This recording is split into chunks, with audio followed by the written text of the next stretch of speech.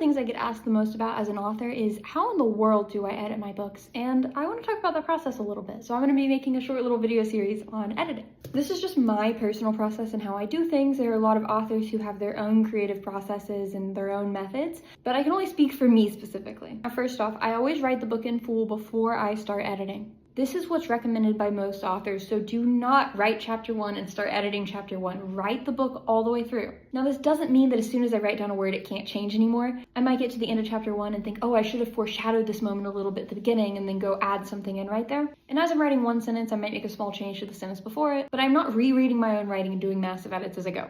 I also, though, write the book all the way through. There are some people who finish their first draft and have a lot of insert scene here sort of things left in their book. I like to get every word out on the page in my first draft. I don't leave any blanks to come back to later. Then I begin my editing process. And I want to make it clear from the beginning that editing is not a linear series of steps. It is not a checklist of things to mark off.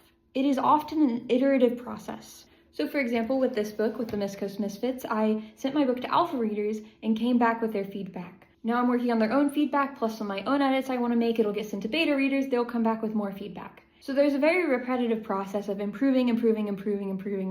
But not every round of improving is quite the same. There are 3 main types of editing that you can get into: developmental edits, line edits, and copy edits. And I'm going to make a separate video on each of those. But the important thing to remember is that editing isn't linear. It's a cycle of constant improvement of your book. If you want to learn more about how I edit, follow for part 2.